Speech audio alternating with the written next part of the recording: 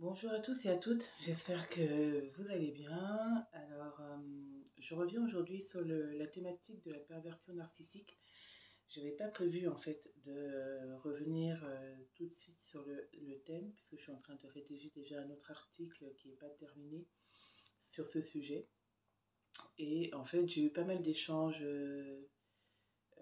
ces derniers jours, ouais, cette dernière semaine surtout en fait, avec des personnes qui me posaient des questions très pertinentes et en même temps dont les réponses peuvent un peu dérouter, parce que moi je les ai senties déroutées. Du coup, je me suis dit que j'allais partager ces questions avec vous et aller un petit peu plus loin sur le jeu du pervers narcissique, euh, parce que c'est un comédien, ça j'en ai déjà parlé dans mes articles précédents, mais c'est un comédien qui est dans un jeu.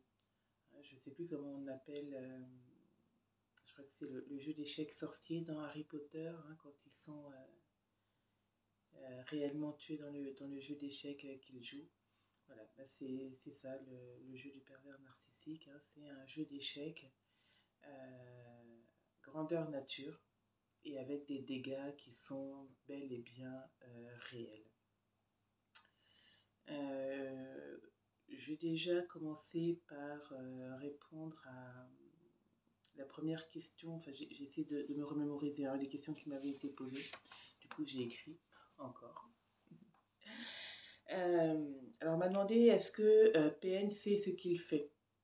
Évidemment, il sait ce qu'il fait. Ça fait partie des règles du jeu. Puisqu'il doit gagner, il doit rester en parfaite maîtrise de ce qu'il fait. Et c'est aussi pour ça que tout ce qu'il va mettre en place va avoir pour intérêt de ne pas être démasqué. Hein. Et je disais à la personne qui me posait la question qu'il est à l'exact inverse de l'hypersensible, au sens où on a vu que l'hypersensible avait cette croyance erronée que s'il se manifestait tel qu'il était réellement, il allait être rejeté par les autres, alors que ce n'est pas vrai du tout. Par contre, ça lui faisait poser un masque et jouer un rôle à l'extérieur. À l'exact opposé, on retrouve exactement la même chose chez le pervers narcissique, à la seule différence que il sait qui il est. Il sait que ce n'est pas socialement acceptable. En tout cas, il n'y a pas de loi qui autorise le crime au jour d'aujourd'hui. Donc, il sait très bien que s'il se montre sous son vrai visage, il va être rejeté, à coup sûr. Donc c'est pour ça que lui, il va être obligé de porter un masque pour paraître gentil, pour paraître, entre guillemets, normal, et pour pouvoir approcher ses futures proies, pour pouvoir obtenir des postes dans la société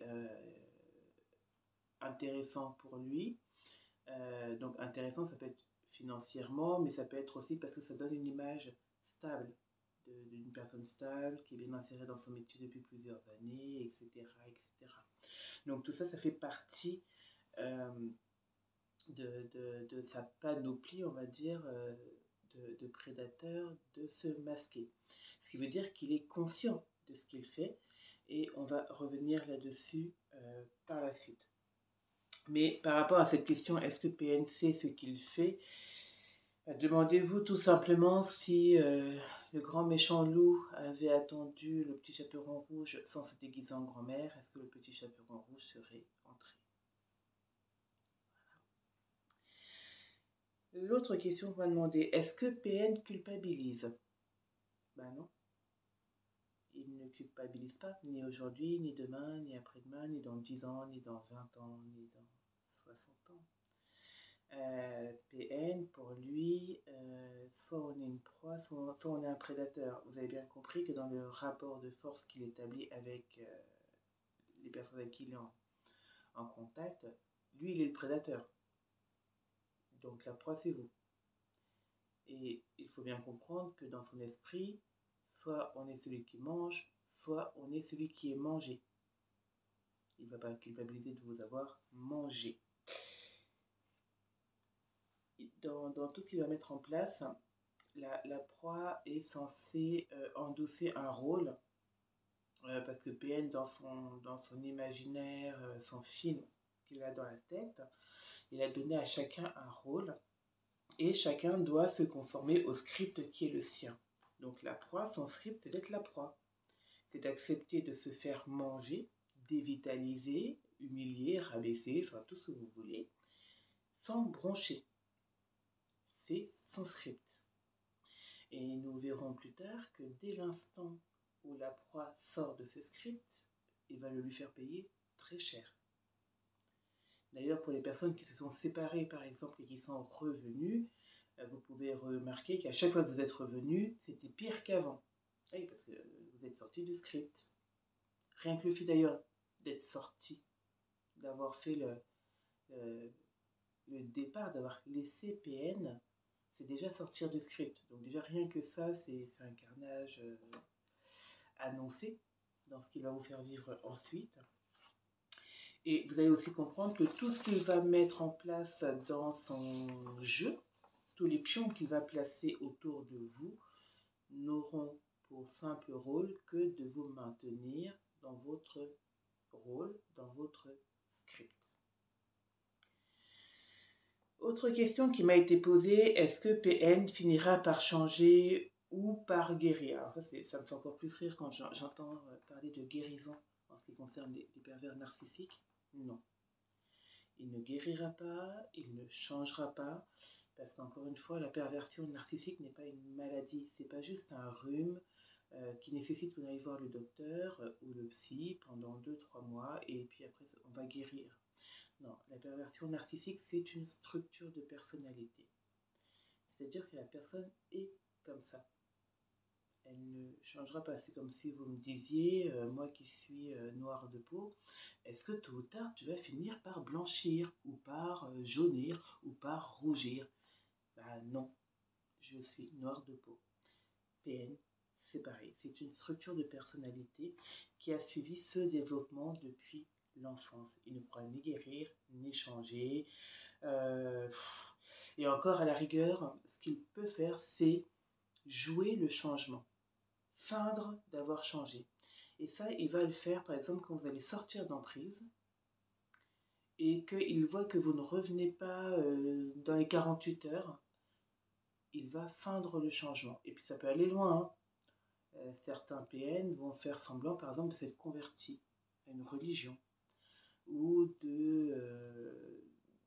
en tout cas d'avoir changé pour devenir la personne que vous lui reprochez finalement de ne pas être, c'est-à-dire une personne normale. Il va feindre le changement, mais vous verrez très rapidement, au bout d'un mois, que en fait, il n'y a rien qui a changé. Ça faisait encore partie de sa stratégie, puisque pour lui, il s'agit avant tout de gagner et de dévorer sa proie. On reviendra dessus tout à l'heure. Donc non, PN ne change pas et ne guérit pas. L'autre question, est-ce que PN a conscience du niveau de mal qu'il inflige? Oui, il en a conscience et c'est bien de ça qu'il se nourrit. Là où, par exemple, une personne normale, je dirais un être humain, se nourrit du bien qu'il fait dans sa vie, se nourrit de l'harmonie qu'il arrive à créer dans sa vie, se nourrit de ses réussites, se nourrit du bien-être, sous quelque forme que ce soit, hein, de l'activité physique qu'il fait, de son cercle relationnel, enfin, bon, des choses somme toute normales. PN, lui, se nourrit du mal qu'il inflige aux gens. C'est une source énergétique qui est très particulière. Et nous verrons en fait par la suite au fil des vidéos que je vais faire maintenant sur le cycle du pervers narcissique, puisque j'ai terminé le cycle, entre guillemets, de l'hypersensible, que c'est vraiment la nourriture énergétique d'un pervers narcissique. Et donc du coup, sa stratégie va reposer là-dessus. Comment je peux faire à cette personne le plus de mal possible en faisant le moins d'efforts. Et vous allez voir qu'il ne manque pas d'idées pour atteindre ou essayer d'atteindre son objectif. Et d'ailleurs, pour les personnes qui sont encore en relation, et même celles qui ne le sont plus, si vous revenez sur la relation, vous remarquerez que c'était justement au moment où vous étiez le plus malheureux ou malheureuse, parce que je rappelle qu'il n'y a pas de... La perversion narcissique n'a pas de sexe, il y a autant d'hommes que de femmes, donc il n'y a pas de sexe. Donc vous vous rappellerez que quand c'était le moment où vous étiez le plus malheureux ou le plus malheureuse, que votre PN était le plus heureux ou détendu ou en, enjaillé. Voilà, il était enjaillé, vous ne compreniez peut-être pas, mais en fait, il prenait plaisir à vous voir dans ces états-là. Et c'est pas pour rien que il essaiera toujours de vous ramener vers un niveau de vie bas, vers un niveau de vie dépressif, parce que c'est là que lui, il se sent fort. Hein. Je disais une fois à une personne qui rencontrait certaines problématiques avec une femme, là pour le coup, perverse narcissique, que ces gens-là partent du postulat selon lequel s'ils arrivent à détruire une personne forte, ça veut dire qu'ils valent quelque chose. Je ne sais pas si vous comprenez le côté tordu du raisonnement. Un être humain normal va se dire, voilà, si j'arrive à avoir mon bac, c'est que je vaux quelque chose, par exemple. Si j'arrive à décrocher mon diplôme de médecine, c'est que je vaux quelque chose. Si j'arrive à, je sais pas, à construire seule ma maison, c'est que je vaux quelque chose. Non, eux, ils se disent, si j'arrive à détruire une personne forte, c'est que je vaux quelque chose. Vous comprenez bien qu'on n'est pas du tout dans le même monde, en fait. Ils sont dans un monde avec d'autres valeurs qui sont complètement à l'inverse de celles du reste de l'humanité. Donc, oui, la conscience du mal qu'il inflige, non, il ne guérira pas. Et oui, tout est très particulier dans son univers à lui. Pourquoi il est comme ça? Voilà, donc, autre question qu'on m'avait posée, pourquoi il est comme ça? Alors, on va voir ça progressivement au fil des vidéos. Parce que tout dire là serait déjà presque, je pense, difficile à digérer. Difficile à intégrer dans une pensée de normaux pensants. Et c'est tellement fou que des fois, il faut prendre le temps de distiller les choses et les assimiler. Par contre, je peux déjà vous dire que les pervers narcissiques mettent les gens sous emprise parce qu'eux-mêmes sont sous emprise. Alors vous allez me dire, oui, il y a le transgénérationnel, aucun enfant ne naît pervers narcissique, on lui a appris dans sa famille, etc. Oui, c'est vrai, il y a une chaîne du mal, là aussi, et je reprends cette expression aux femmes qui ont le courage de témoigner au travers du film Survivante, que je recommande pour ceux qui ont la chance de pouvoir le voir d'ailleurs, parce qu'il n'est pas partout. En tout cas sur YouTube, vous allez trouver beaucoup de choses par rapport à ça. Et elle parle voilà, de cette chaîne du mal dans la perversion narcissique, sachant qu'il y a différents degrés aussi de perversion narcissique. Elles sont déjà, malheureusement, elles ont eu à traverser le degré extrême de la perversion narcissique. Il faut savoir que sur comment on dit ça? Pardon. Sur le... Oh, bah j'ai perdu le mot, dis donc. Sur les échelons, voilà, de la perversion. Au-dessus du pervers narcissique, en fait, quand on sort de catégorie, hein, voilà, la catégorie juste après le pervers narcissique, c'est le sociopathe.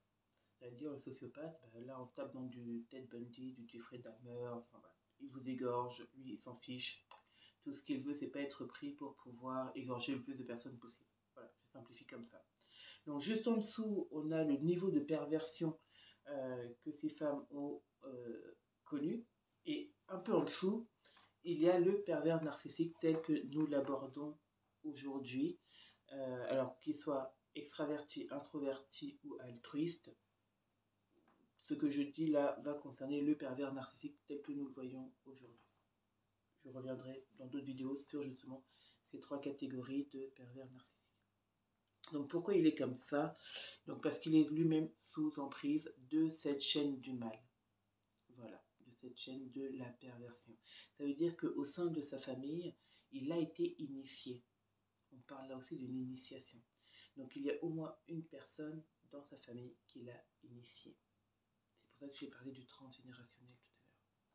Ça, c'est la première chose. La deuxième chose, c'est que au-delà du transgénérationnel, il y a toute une dimension spirituelle aussi chez le pervers narcissique, qui évidemment est à l'opposé de tout autre individu. Là où par exemple des individus vont essayer de parler, je sais pas, avec des guides, des anges, des licornes, des animaux totems, des plantes totems, lui il connecte avec des entités du bas astral qui les mettent aussi sous emprise. On a tendance à dire que le pervers narcissique, quelque part, a vendu son âme au diable pour essayer d'obtenir du pouvoir sur les autres individus. C'est un petit peu ça. C'est pas que ça. Mais il y a effectivement une notion de pacte avec le bas astral qui fait qu'il est vide. Voilà, il est vide. Et c'est bien pour ça d'ailleurs qu'il vous en veut, parce que vous n'avez pas fait ce pacte. Du coup, vous avez gardé votre humanité, vous avez gardé votre lumière, vous avez gardé votre libre arbitre, vous avez gardé votre potentiel créatif, bref, tout ce qui constitue la vie pleine et entière qui vous habite. Eux, au travers de ce pacte, ils ont obtenu le vide. Ils sont vides. Moi, je me souviens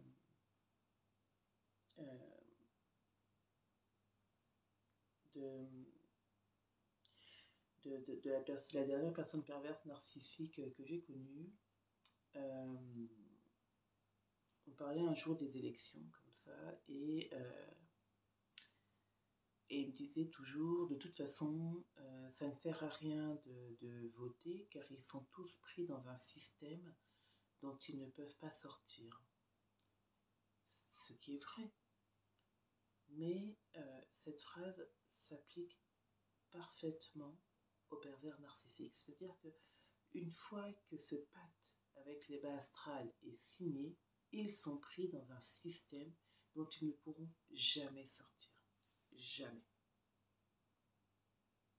Le bas astral ne vous rend pas votre âme, parce que vous lui demandez gentiment.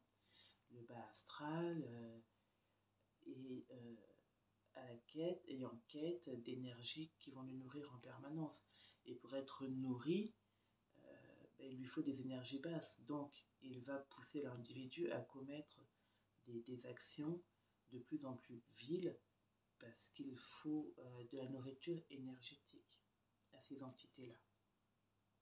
Et si elles ne les ont pas, si elles n'ont pas cette nourriture, elles vont mettre le pervers narcissique sous pression.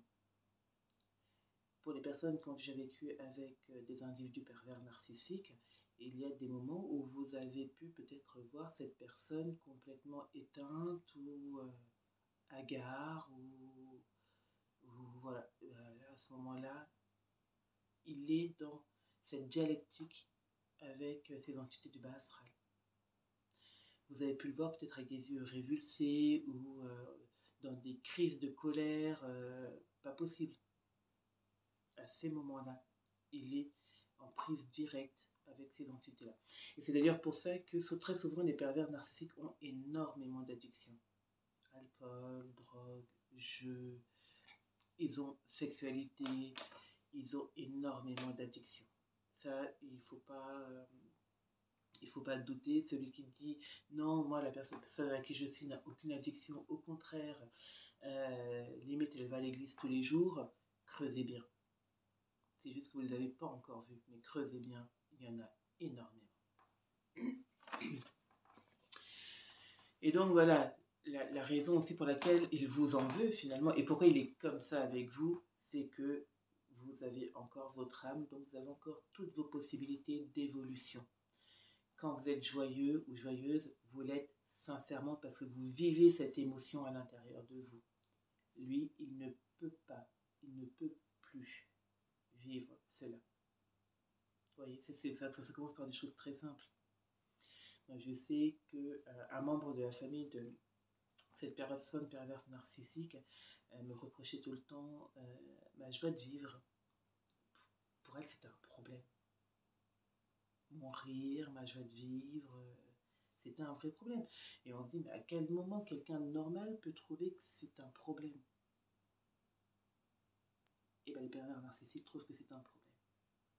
Et je suis sûre que si vous regardez votre niveau de joie de vivre actuellement par rapport au niveau de joie de vivre que vous aviez avant de rencontrer cette personne, vous en avez perdu un petit peu. Mais ce n'est pas irréversible.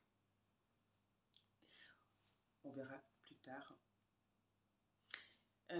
Nous verrons aussi plus tard finalement que, parce que comme j'ai un petit peu abordé le thème des entités du bas astral qui accompagnent le pervers narcissique, nous verrons plus tard que la seule force que vous aurez face à ces entités-là pour les combattre, c'est votre force spirituelle.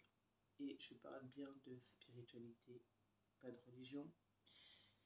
Si la religion en soi suffisait, il n'y aurait pas de PN dans les églises, par exemple, ou dans les mosquées, ou dans les lieux religieux, et il n'y aurait pas non plus de religieux PN, il n'y aurait pas non plus de victimes de religieux PN.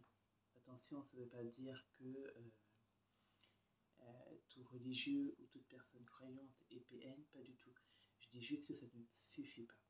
Et ça, c'est un fait concret. Et un autre fait est que quelle que soit la religion que vous alliez lire, tous les grands prophètes, tous les grands envoyés divins ont été pourchassés par des pervers narcissiques. Tous. Vous pouvez regarder que ce soit de Moïse à Bouddha, passant par Abraham, passant par tous. Tous. Même Yeshua, tous. Et la religion n'existait pas. Regardez bien, les textes religieux ont pris naissance à la mort de ces personnes-là, de ces envoyés-là. Par contre, ils avaient tous une spiritualité très forte et une dialectique très forte avec le divin, la divinité des Lumières, la source, l'univers, appelez comme vous voulez. Il est là le vrai enseignement. C'est pour ça que je parle bien de spiritualité et non de religion. Et je reviendrai là-dessus après, parce que le PN adore justement les religions et les gens qui sont dans la religion. Il y a une raison à ça et ça fait aussi partie de son jeu. Donc voilà, j'ai posé rapidement le décor des choses qui vont nous intéresser sur les prochaines vidéos qui seront faites, puisque je vais revenir sur ces différents points en les décortiquant. Et je vais quand même enchaîner là sur le point de départ. La règle numéro 1 qu'il faut connaître. Voilà.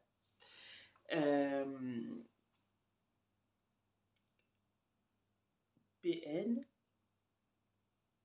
homme ou femme, il faut considérer que c'est un enfant de 7 ans coincé dans un corps d'adulte. Il va mettre les vêtements d'un adulte. Pensez à vos enfants pour ceux qui en ont, hein, quand ils sont...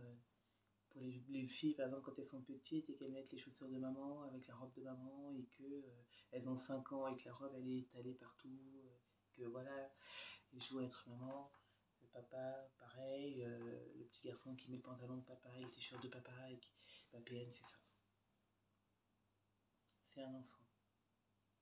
coincé dans le corps d'un adulte, qui met sur lui les choses des adultes, et quand vous grattez, il se comporte comme un enfant. Et je me souviens que cette personne que j'ai connue, très souvent, il avait des réactions où je le regardais et je lui demandais, mais t'as quel âge? Quel âge as-tu? Tellement c'était mais d'une immaturité mais affligeante. Ce sont des génies du mal, c'est vrai. Mais pour tout le reste, vous constaterez en observant que ce sont des enfants complètement immatures qui, parce que ce sont des génies du mal, arrivent à cacher cette immaturité. Parce que ce sont des copycats aussi. Je reviendrai dessus tout à l'heure. Mais quoi qu'il en soit, leur jeu préféré, c'est celui du chat et de la souris. Devinez qui est le chat, devinez qui est la souris. L'avantage avec eux, c'est qu'ils ont tous le même protocole, hommes comme femmes. Donc les règles de fonctionnement de PN que je vais vous donner au travers des cycles de vidéos que je vais faire s'appliquent aux hommes comme aux femmes. Ils sont tellement sous emprise eux-mêmes, ils sont tellement coincés eux-mêmes dans le script qui a été rédigé pour eux, qu'ils n'ont aucune latitude possible. C'est pour ça que je le disais tout à l'heure, ils n'ont pas de libre arbitre. Ils ont été dépossédés de ça. En tout cas, ils l'ont vendu. Ils l'ont vendu au bas astral. Donc, ils sont coincés dans un script qui se répète, proie après proie, souris après souris. Et donc, le côté positif de tout ça, c'est que quand vous avez compris le mode de fonctionnement d'un PN, ben, vous avez compris pour tous les autres. Ce qui veut dire qu'une fois que vous allez sortir d'emprise,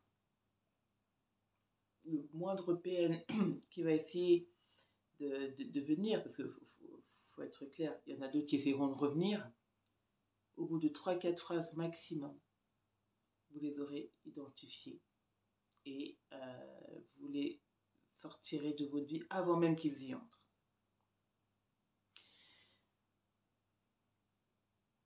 Donc, on va voir ça tranquillement. Donc, comme je vous disais tout à l'heure, PN va rédiger un script sur mesure pour vous, pour que vous puissiez jouer votre rôle dans le script global qu'il s'est créé. Ce script qu'il va écrire pour vous, il ne va pas l'écrire au hasard, il ne se lève pas un matin en vous disant, tiens, j'ai créé ça pour cette personne. Non. Il vous a repéré. Il s'est déjà renseigné sur vous. Il sait déjà qui vous êtes. Il sait déjà à peu près suffisamment d'informations pour savoir que vous êtes suffisamment bienveillant aussi pour ne pas l'envoyer tout de suite paître. Que vous êtes quelqu'un de suffisamment bienveillant pour pouvoir vous laisser attendrir.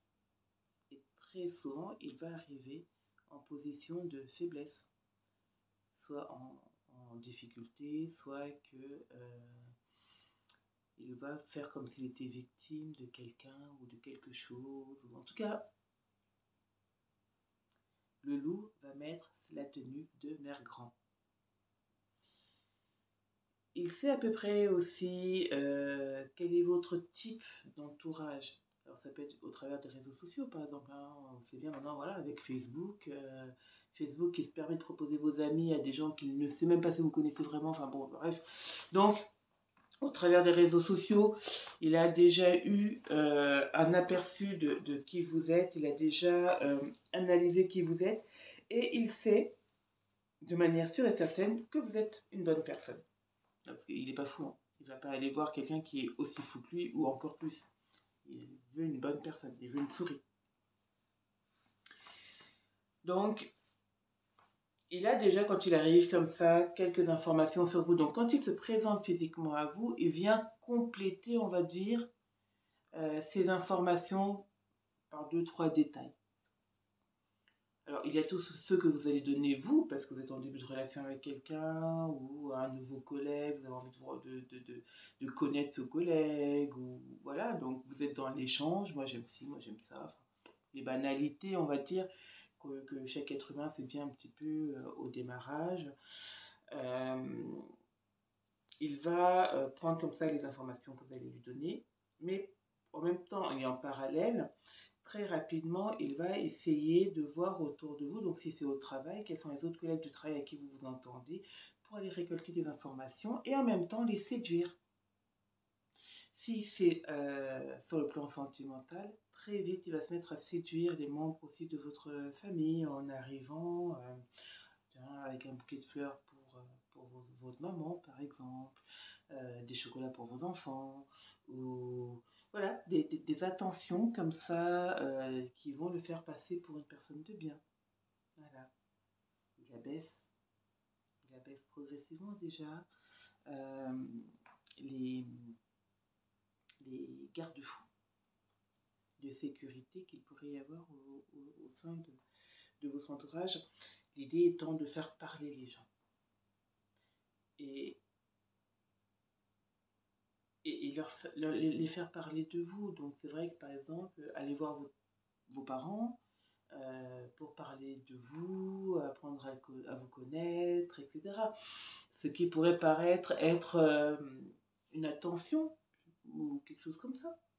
Donc ça passe toujours un peu sous les radars comme ça. Donc effectivement, bah oui, ah bah non, je vais pas faire ça parce que je sais que mon enfant, par exemple, n'aime pas les carottes. Ça paraît anodin. Mais même cette histoire que vos enfants n'aiment pas les carottes, ils vont pouvoir s'en servir, par exemple. Ils pourront. Donc en tout cas, voilà, il va déjà à la recherche des dernières informations qui lui manquent pour peaufiner son script. En parallèle, il va aussi chercher autour de lui 2-3 personnes à séduire dans sa collection de petits singes là, qui pourraient correspondre au type de personne à qui vous pourriez vous entendre, mais qu'il sait très bien aussi être sous son emprise à lui. Ça a son importance. Donc, dès le début de la relation, il joue sur 2 tableaux. Il prépare ses prochains acolytes, conscients ou non. Il commence à retourner votre entourage par un jeu de séduction. Donc ça va lui permettre tout ça, ce portrait robot qu'il va réussir à faire de vous, de votre entourage, etc., de jauger la quantité d'efforts dont il va avoir besoin pour vous détruire. C'est juste pour ça. Comment vous ferez? Comment vous détruire? De qui il aura besoin? De quoi il aura besoin? Et comment peaufiner son masque pour passer le plus discrètement possible sous les radars de vos familles, vos amis, même de vous-même, et aussi des acolytes qu'il va solliciter pour venir jouer avec lui. Et ça, vous voyez, ça se passe très tôt dans la relation. Ça se passe même avant le premier baiser. Si on est sur une relation sentimentale et si on est sur une relation professionnelle, dans le premier mois, tout ça c'est fait. Et donc il va comme ça pouvoir peaufiner son jeu d'acteur et vous faire un jeu sur mesure. Les PN n'ont pas de personnalité, hein. Je vous ai dit, ils sont vides. Donc ils peuvent jouer à être n'importe qui, tant que ça leur permet d'atteindre leurs objectifs. Et si besoin, ils n'hésiteront pas à répéter la scène plusieurs fois avant de venir vous la servir. Je répète, Ils n'hésiteront pas à jouer la scène plusieurs fois avant de venir vous la servir. Est-ce que PN est conscient de ce qu'il fait? Ben oui, parce que sinon il n'aurait pas besoin de répéter pour venir vous servir un jeu d'acteur. Et ça, en ce moment sur Netflix, ils ont remis une série, alors, entre guillemets série quand même, qu'ils avaient déjà mis il y a 2-3 ans et qui n'avait pas fait grand bruit, je trouve, mais qui est là et que vous pouvez regarder et qui s'appelle Dirty John. Et vous allez voir 2 modalités de perversion narcissique d'ailleurs, parce qu'il y a 2 saisons dans la séquence qu'ils sont en train de diffuser actuellement sur Netflix. Et voilà, dans la première séquence avec l'homme pervers narcissique, l'homme séducteur pervers narcissique, pas l'avocat. L'avocat, c'est dans la 2e saison. Et John, je ne sais plus son nom de famille d'ailleurs, on voit à un moment donné le jeu d'acteur, comment il se met en place, et je trouve que Netflix l'a plutôt très bien détaillé.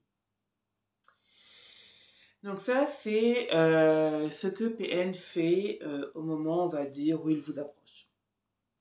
Une fois qu'il est près de vous, il va vous observer. Et c'est là que ses capacités de copycat vont commencer à être super efficaces pour lui. Un copycat, c'est quelqu'un qui vous copie. Donc il va vous observer. Il va observer comment vous mangez, il va observer comment vous riez, il va observer même votre gestuelle, vos intonations. Il va tout observer pour pouvoir vous imiter.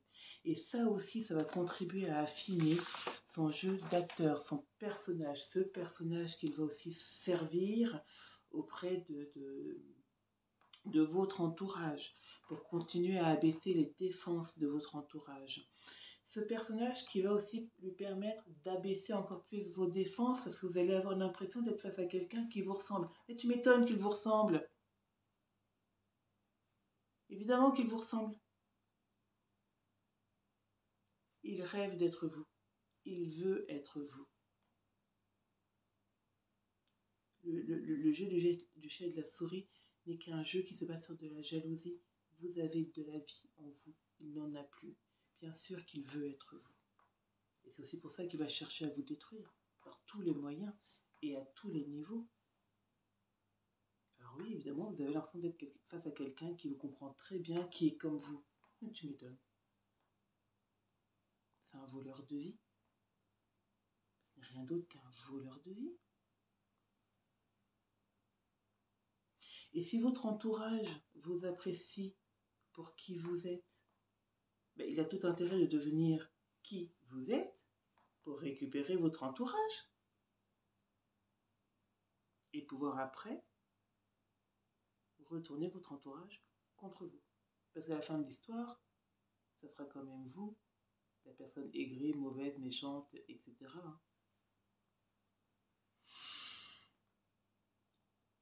Donc, pour lui, c'est un jeu. Et tous les coups sont prévus à l'avance. C'est-à-dire que lui, il fonctionne avec 2, 3, 4, 5, 6 coups à l'avance.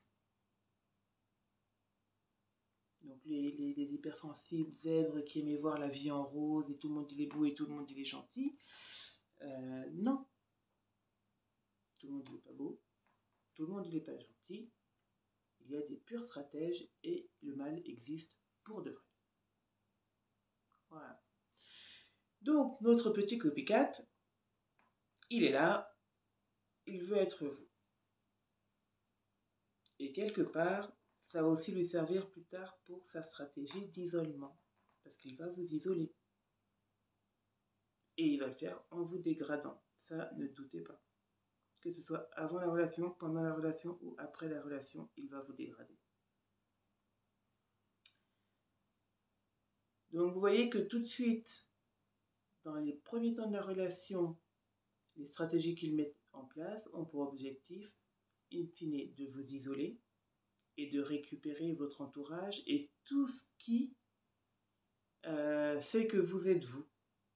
vos passions, vos goûts, vos rêves, vos amis, tout. Moi, je me souviens, par exemple, cette personne, par exemple, détestait le chocolat au lait. Et moi, je n'aime pas trop le chocolat noir. À un moment donné, cette personne se mettait à manger mes chocolats. Alors, quand j'ai acheté du coup du chocolat noir pour cette personne et du chocolat au lait pour moi. Et en fait, je me retrouvais toujours avec le chocolat noir qui restait au fond des placards et il mangeait systématiquement tout le chocolat au lait. Et en fait, j'ai compris après que, mais en fait, il aime ce que j'aime, mais qu'il peut aussi aimer ce que d'autres aiment. C'était très bizarre parce que du coup, mais je comprends pas, toi à la base t'aimes ça et du coup t'aimes plus parce que moi j'aime ça et du coup tu préfères manger ce que moi j'aime et laisser ce que toi tu aimes, c'est bizarre.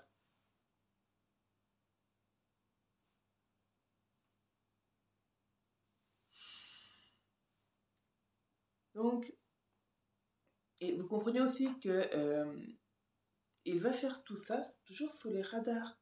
Les gens vont trouver par exemple que c'est attentionné de sa part d'essayer d'en savoir plus sur vous, que c'est attentionné d'essayer de partager des choses que vous aimez, etc. etc.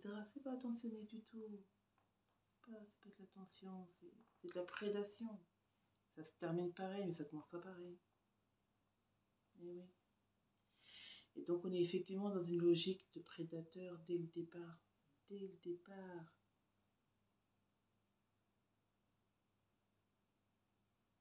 Ce qui veut dire aussi que dès le départ, vous n'avez jamais été dans une relation sentimentale, ni amoureuse, ni amicale. Il ne s'est jamais agi d'amour.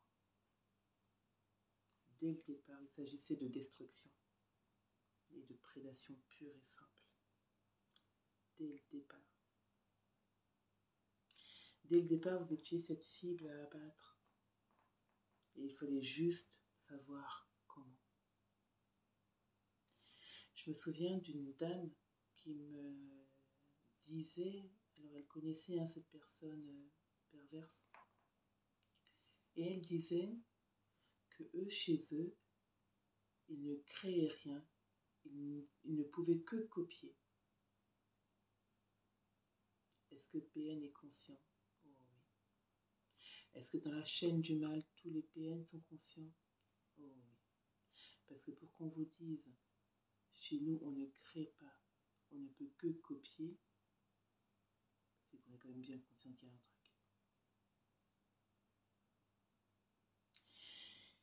Il copie pour détruire ce qu'il n'a pas et ce qu'il n'aura plus jamais.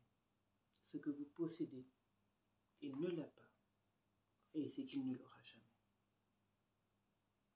Sauf si il vous détruit, éventuellement, peut-être. Sauf si il arrive à vous pomper tout votre potentiel de vie. Peut-être qu'il y arrivera. Et encore, ça sera que d'apparence. Ça sera que d'apparence parce que la loi du karma, elle est là. Si vous volez quelque chose à quelqu'un, en tout cas on ne crée pas sa vie sur le vol, et tout bien mal acquis finit toujours par disparaître. Donc il va mettre chaque pion du jeu en place dès le départ de manière froide et méthodique pour atteindre son objectif. J'espère que cela vous permet aussi de comprendre que quand PN vient vers vous, c'est bien parce que vous êtes une personne de valeur. J'ai une dame qui m'a posé cette question cette semaine. Est-ce que je suis quelqu'un de si mauvais que je ne peux attirer que des gens comme ça? Et je lui ai expliqué que ces gens-là ne viennent que vers des gens qui sont bien, qui ont de la valeur, qui ont des ressources internes, des richesses. On ne parle pas forcément que d'argent, hein, mais ça peut être des capacités à faire face à la vie, des capacités de force, de la créativité. Si vous n'aviez pas tout ça en vous, il ne serait jamais venu vers vous. Jamais. Est-ce qu'un voleur va voler une banque vide? Ben non. Ben c'est pareil.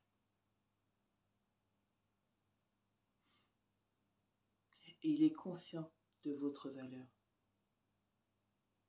C'est bien pour ça qu'en deuxième étape, il va tout de suite mettre en place la diffamation, la dévalorisation et surtout la diffamation.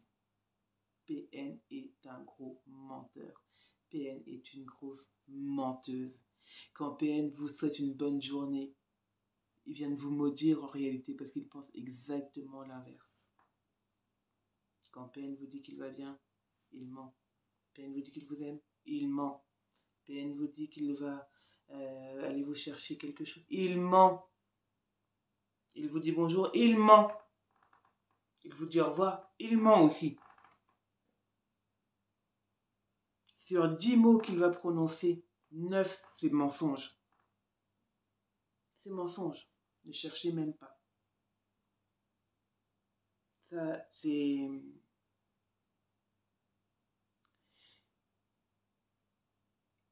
Et du coup, il va vous diffamer. Et c'est comme ça que vous allez remarquer qu'à un moment donné, que ce soit vos proches ou peut-être vos employeurs même, hein, parce que si PN peut aller voir vos employeurs ou vos collègues de travail pour vous diffamer, il va le faire. Hein. Oui, il va le faire. Ils peuvent même aller voir les docteurs, vos docteurs. Vous n'avez jamais remarqué que par exemple, quand vous trouvez par exemple quelqu'un de bien, PN s'intéresse très rapidement à cette personne. Que ce soit ophtalmo, médecin, ou même quelqu'un que vous croisez dans la rue. Pourquoi vous croyez qu'il s'intéresse à cette personne? Pour pouvoir lui raconter plein de choses. Plein de choses sur vous, plein de choses inventées. Et il n'hésitera pas. Et donc c'est ce qui fera qu'à un moment donné, vous allez vous rendre compte que les gens vous regardent bizarrement. Même vos enfants. Même vos amis d'enfance. Votre entourage. Même la boulangère, elle peut vous regarder bizarrement. Même le facteur, il peut vous regarder bizarrement. Même un SDF, il peut commencer à vous regarder bizarrement. Et vous allez vite vous rendre compte que ces personnes vont commencer à mal vous parler. Ou à vous parler bizarrement aussi. Parce qu'il y a quelqu'un qui a dit du sale. Il y a quelqu'un qui est en train de faire du sale sur vous. Quelqu'un de très malin. PN est déjà passé par là. Et il a déjà raflé toutes ces personnes à sa cause. Et il a fait ça comment? En se faisant passer pour la victime. Et ouais. Et il n'a pas besoin de se casser trop la tête. Je vais vous donner des exemples simples, nets, concrets. Des choses simples. Première chose, première stratégie qu'il peut utiliser, c'est inverser les rôles. Il vous fait une vacherie, il inverse le rôle. C'est vous qui lui avez fait. Et il va répéter ça dans sa tête jusqu'à ce que ça devienne cohérent, fluide, naturel. Et il va aller voir votre entourage. Et il va se faire passer pour la victime. Ça, c'est la stratégie numéro 1. La stratégie numéro 2, c'est qu'il va se mettre peut-être à écouter une émission où il va tomber sur un film ou quelque chose qui va lui faire tilt. Tiens, c'est pas mal ça comme histoire. Je vais me l'attribuer. Et je vais la ressortir en me faisant passer pour la victime. Eh oui.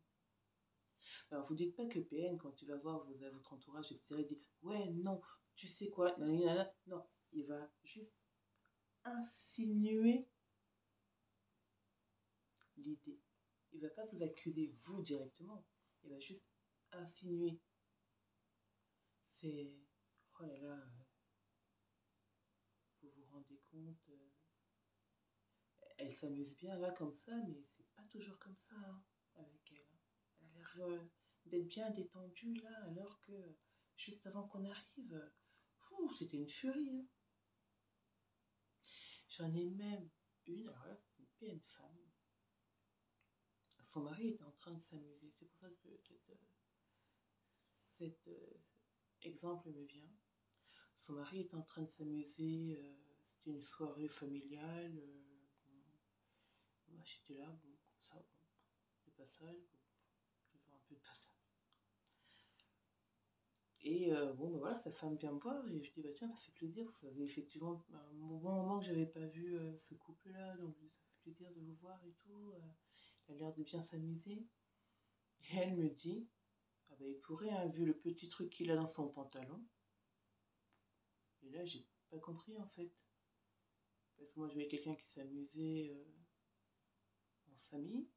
Et elle, sa réponse était de me parler de la petitesse du truc qu'il a dans son pantalon. J'ai pas compris. Bon, je suis partie, hein, parce que du coup, bon, je vais pas creuser.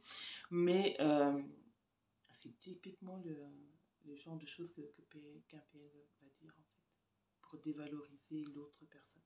Et pour comment ça va se passer pour la victime, parce que du coup, bah, s'il a un petit truc dans le pantalon, ça veut dire qu'il ne s'occupe pas bien d'elle, que ça veut dire que... Enfin bref, c'est bizarre. C'est très bizarre.